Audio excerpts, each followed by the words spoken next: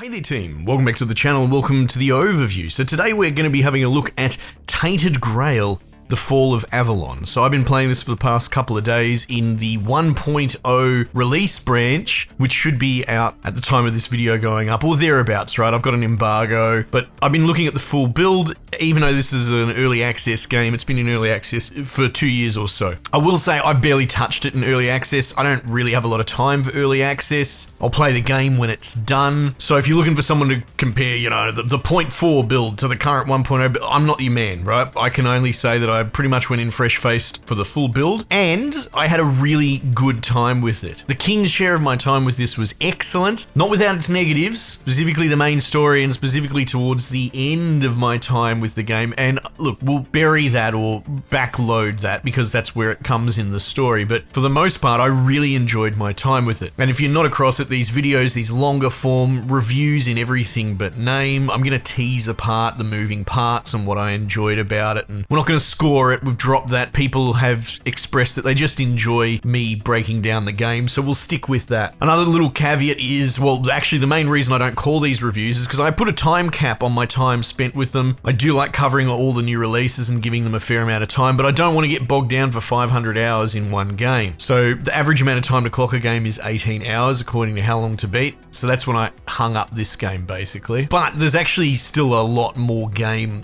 here than the time that I spent with it. In fact, I kind of powered through the main quest in my last few hours just because I knew the time was coming to an end. But for the most part, I was just wandering around doing side quests for people, exploring the world, and that was when the game was at its best. So my advice would be just do that. Don't rush the main story. Just wander and explore and embrace the wanderlust that this game absolutely taps. In fact, actually, let's talk about that. If you're looking at this, you might be getting Skyrim, Oblivion vibes. You know, we're eating well, boys, because Oblivion Remaster obviously came out. I need to put more time into that. But the distinct difference between this and that, I would say, is Oblivion Remaster is a nostalgia trip down memory lane. I mean, maybe some of the younger blokes are playing it for the first time, and geez, that's something I'm jealous of. And as much as I've enjoyed Oblivion Remaster, you know, I know Sheer Gorath, I know the Shivering Isles, and the Knights of the Nine, and Cyrodiil, the Emperor's Plight, Oblivion Gates. Like, none of this is new. It's wonderful to go back to it with a smile and nostalgia, but the feeling of day one Oblivion, where you would see a marker pop up in your compass above the top of the screen and go, oh, what is that? And go over that hill and find yourself in a dungeon for half an hour, and just the exploration, like I said, the wanderlust, the unknown. That's what this game does. That's what this game taps.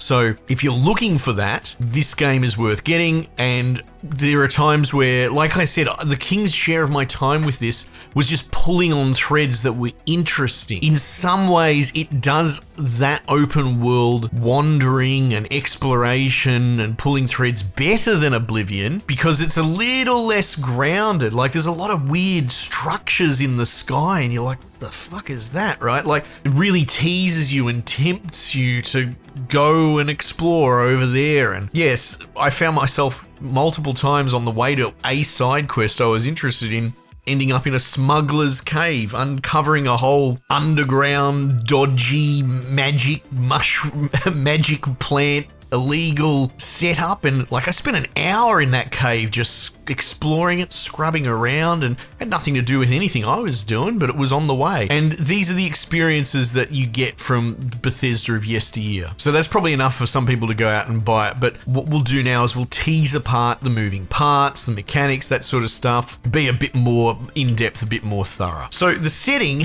in this universe is Tainted Grail. It might just be the name of the setting. I know there's another game, Tainted Grail Conquest, and from my cursory Googling, this seems to be like a board game world setting. Maybe it's based on books or something, I don't know, right? But it's a pre-existing setting that they're using. And it's doing something we've seen a bit more and more these days, which is kind of dark King Arthur. However, the twist here is, well, one of the more interesting antagonistic components that arguably they bury it. Oh God, I don't want to lose the plot or anything. I feel like some of the pace of some of the themes is a bit all over the place. Granted, I ran around and did like every side quest I could get my hands on, and it turned into more of a grounded medieval helping villagers, RPG, but they should know that that's how most of us are going to play this game. So some of the more fantastical, wild elements fell by the wayside while I was doing busy work helping out villagers. And, you know, I don't think my nature is so unusual that I would be the only one behaving that way. So it feels like some of these themes, I know I'm jumping ahead a bit, but it feels like some of them aren't used or at least paced as well as they could be, because the real big hook that got me really interested in the intro is that you wake up on this like asylum island. You've got this mysterious sickness. Again, that's another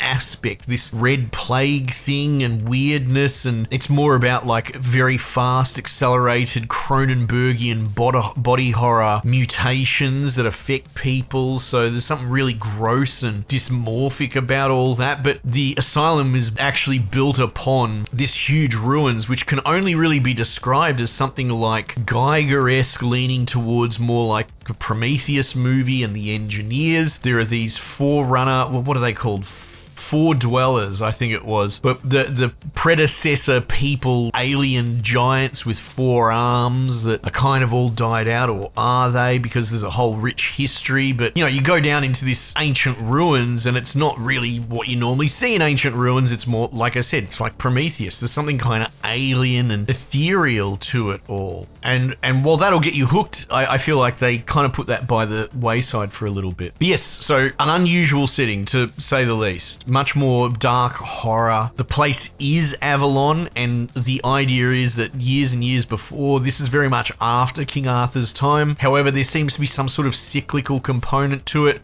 I don't want to spoil or anything like that, but for all intents and purposes, I think it's like 1,000 years after King Arthur led his people on an exodus, and they found themselves here at Avalon, and they came up against the original inhabitants, which, you know, are more than just orcs and goblins, and get into this weird, almost alien horror space. It's cool. And so, you know, you're a bit of a chosen one archetype. You've got a ghost talking in your ear, leading you along. You have to go and get the MacGuffins of the dude's soul and put it all back together. Again, I'm talking broad because there's no point ruining an interesting story. But yeah, it's very unusual. Sword and board meets alien horror. But like I said, as cool as that is as a hook, because I think that's what really got me interested, they really put that stuff to the side, and once you're off that asylum and off the leash, it is very much, you know, indie Skyrim, which isn't a bad thing, but I feel like they could have led a bit harder with this unusual hook. So you've got your main quest, and we won't talk too much about that because honestly they shipwreck you on the main island, and I just started running around killing things, picking up quests, talking to people, and it was that old magic that a lot of us have missed, I'm sure, of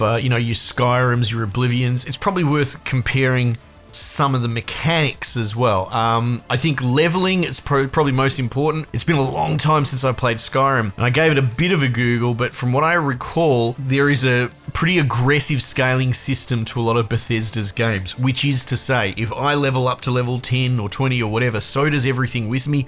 I hate that stuff. That really frustrates me. I don't necessarily want to power trip over dumpstering dudes in the beginning area, but what this game does really well is when you start exploring off the beaten path, you will eventually come up against a foe which will dumpster you, you know, one-tap you. And that is a signpost telling you this is not where you're supposed to be. Or you can try and fight through, but you're definitely the wrong level for this area. And that happened multiple times. But that, to me, enhances the sense of danger and exploration and adventure, right? Ooh, you know, maybe I shouldn't be here. Maybe I'm pushing my luck, or how hard do I push my luck? So that's one of the main different things. However, as far as like the actual leveling up of your character, it is very, very similar to those Bethesda fantasy games in that you do stuff, you know, two-handed weapons, cooking, blocking, magic, whatever. It fills up an experience bar. When it fills out, it gives you a nominal amount of XP, which then goes into your master bar, which ultimately in practice is the same as something like Skyrim, right? So it's pretty much keeping track of the minor skills that you level up that turn into a full skill. And then when that's done, you make a campfire, and from there you can allocate your skill points, etc., right? So it's very much what you would call the Oblivion Skyrim method.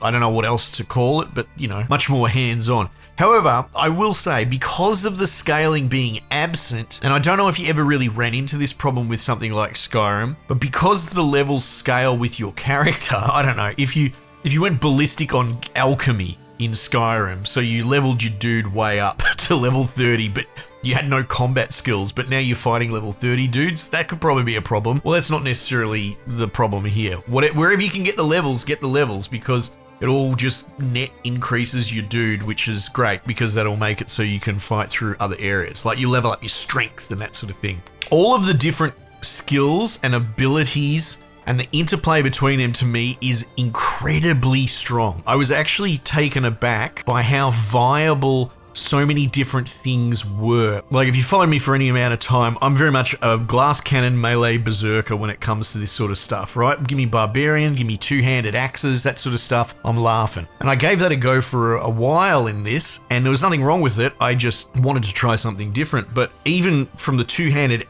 axe perspective, it was meaty. Like the combat, the interplay, the moment to moment, and the force feedback is really good. So I was swinging two-handed heavy attacks over my head and clunking them into dudes and trying to one-tap them. Oh my god, very satisfying. And then there's like a dash system, and then obviously you have block. But that worked quite well. I even did a reroll at one point to give magic a go. Like I spent probably an hour pottering around trying out the magic system, and that's really robust and interesting as well. You got like left and right hand. You can do a whole conjuring pets, and they will take a chunk of your cap, which I've seen that in other games like Diablo and all that, like a reserved amount of mana. But like often what you probably do, well, there's no right way to do it, but there's so much variance even just in magic. And I know I'm very surface level, but I'll cover off on what I saw. Like you'll probably put a spell in your right hand, and that will have a hold and a tap, like a light and a heavy. And in your left hand, you probably have like a wand, which is just a melee stick or whatever, but it will have some sort of affix attached to it, which will be like, makes your spell power 15% stronger, or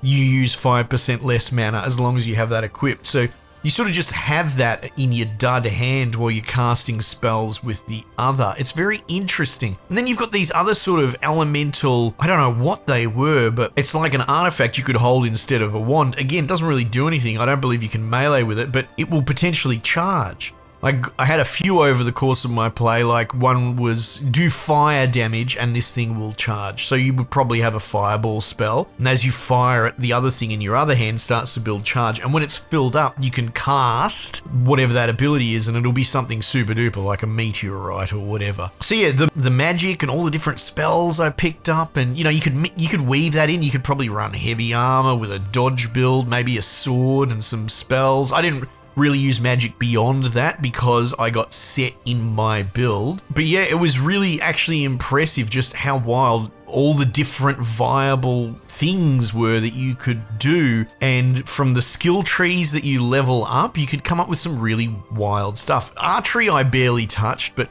I know that there's like a sneak thief thing as well you could do. But what I actually ended up doing was like a sword and board heavy armor guy, which isn't necessarily what I do. Not these days at least, because generally speaking, that can be kind of boring or dissatisfying for sure. But the interplay for block, not even just parry, there's a parry if you get your block window right, but just blocking feels good. Getting a block and then weaving a stab in it and blocking this other dude, and then you can do like a block push, almost like Vermintide in a way. But I was just really impressed with the melee interplay roundly, but sword and board really worked for me. I ended up with like a mace and a shield, and I had really heavy armor. There's carry weight, and you do have the woes of pick up everything that's not nailed down that you'll get from something like Skyrim. So you have to come up with your own idiosyncratic system. But interestingly, like the armor wear weight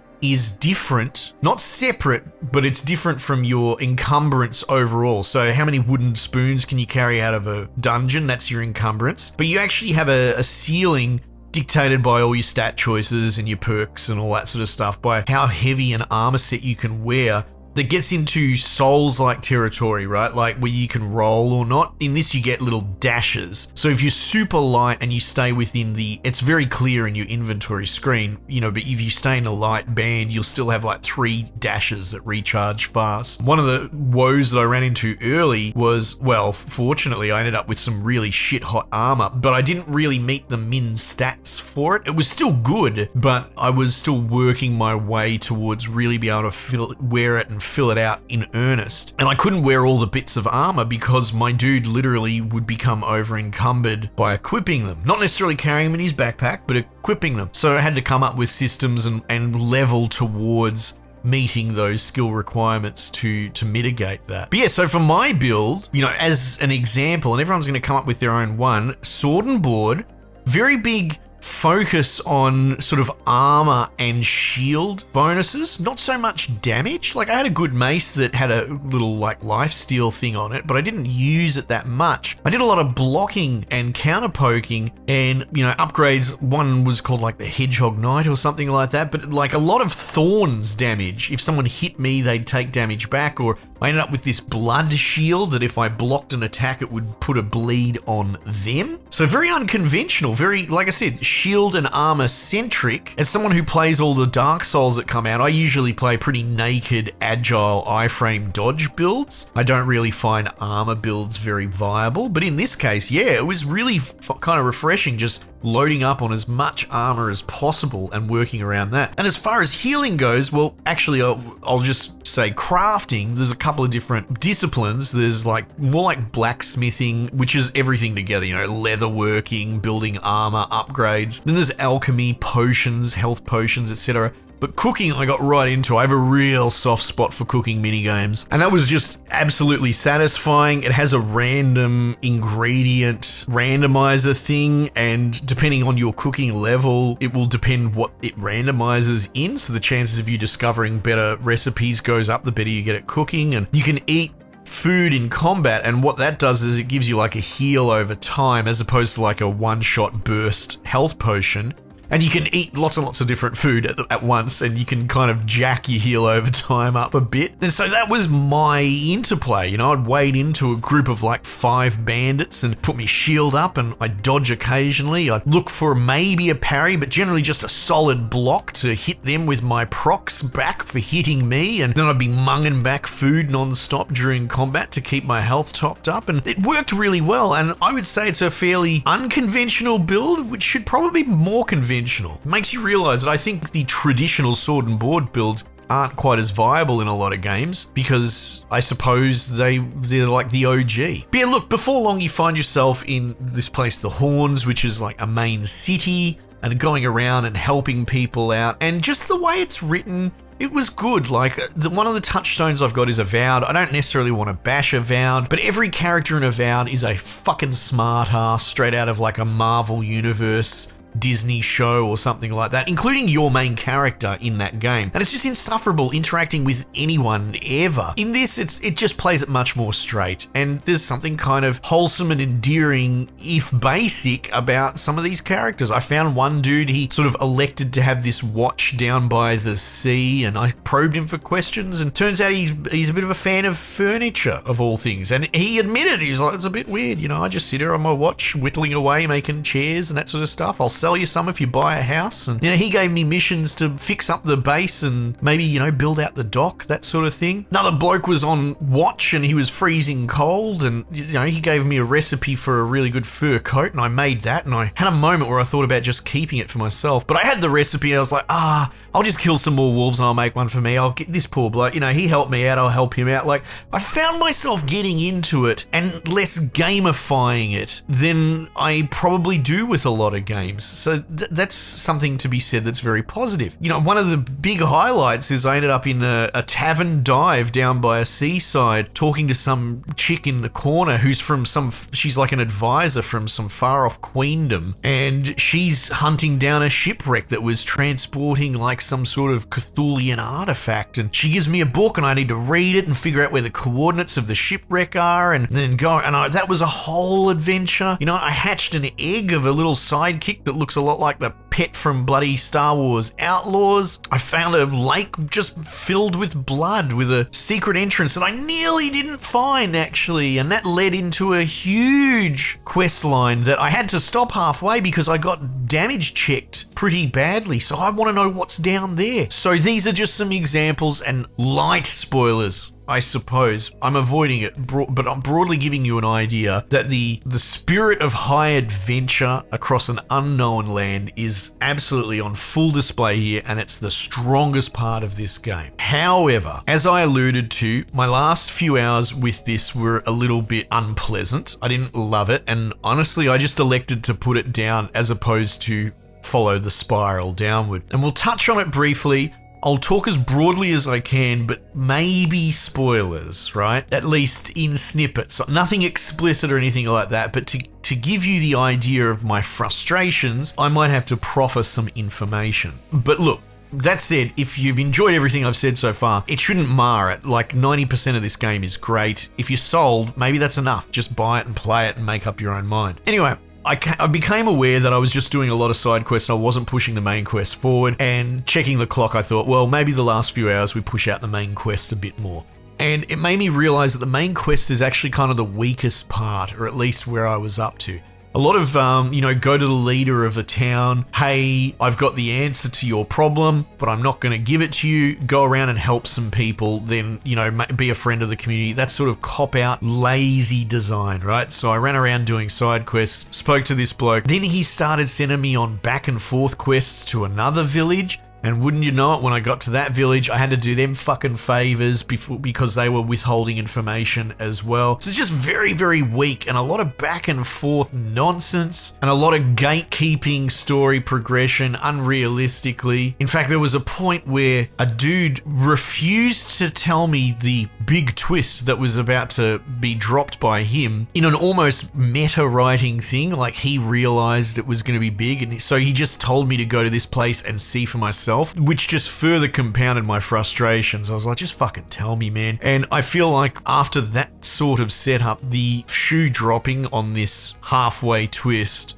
wasn't as heavy for me. And how do I put this? When I come out the other side, the dude's like, aha, do you see? And it's an idea that, let's keep it thematic. It's an idea that maybe Arthur's kingdom is not built on the goodwill and, bright-eyed, bushy-tailed way of looking at things. But you could have probably guessed or seen that this would be an aspect of it. And his whole idea is that he's going to maybe try and overturn things and start a rebellion because there are secrets in the closet of the establishment. And I'm like, what are you, fucking 12, man? Like, that doesn't faze me that much. That's a known thing. And to be honest, his major thing is, one of Arthur's knights is suffering from buyer's remorse, right? He put his hand up for an experiment and it went wrong, but you still put your hand up. And to me, the writing actually really falls over a bit. Anyway, I don't necessarily want to go and spoil it more, but this dude and through him, the writers are very much like, aha, isn't this a twist? And I'm like, not really. This is not compelling enough for me to go with what you're saying. It's not really as powerful as your writer's room thinks it is. So the dude put it to me, and I said, respectfully, I don't agree. I want to go the other way. I don't want to help you in the rebellion. And to which he said, okay, fine, get stuffed. I need to repair a gong or something like that. But all of a sudden, I've got no quest markers or anything like that. So I actually have no idea where I'm supposed to go in the main quest. Now, I'm all for figuring it out on my own, but you can sort of see my problem with the Swiss cheesing, and the game has been very handholdy about where it wants you to go for each quest. So it's taught me to rely on quest markers. And then the writers proffered up clearly seems to be their very clever canon line of narrative, which I just disagree with. I took the B option, and for whatever reason, the B option kind of told me to get fucked. Maybe they've forgotten to write that in. Maybe that's intentional. I can't really speak to it, but it made for a bit of an unpleasant sort of bow on the end of the experience. But look, anyway, that's my experience with Tainted Grail. For the most part, I really enjoyed it. I'm glad to hang it up now. I need a break from it. It's not necessarily that I'm burnt out, but like I said, mainlining the story like that and the story being weak, or rather not as strong as the writers think it is, kind of left me wanting. So I'll probably come back to it a bit further down the track. But for my part, hopefully this has conveyed what's going on here and you're excited by it, because yeah, this game is at its strongest when you're wandering around. You know, you try not to go out at night time because it's fucking scary, kind of like Dragon's Dogma 1. There are weird night events where you can get ambushed by monsters, and you know, there's all this stuff going on, and I'm sure I've only just scratched the tip of the iceberg, and that's what will bring me back to it eventually, is the idea of these unknown side quests and tough combat and rewarding character builds. Anyway, team, let's wrap it up. Might just leave it there for the time being, and I'll catch you guys on the next one.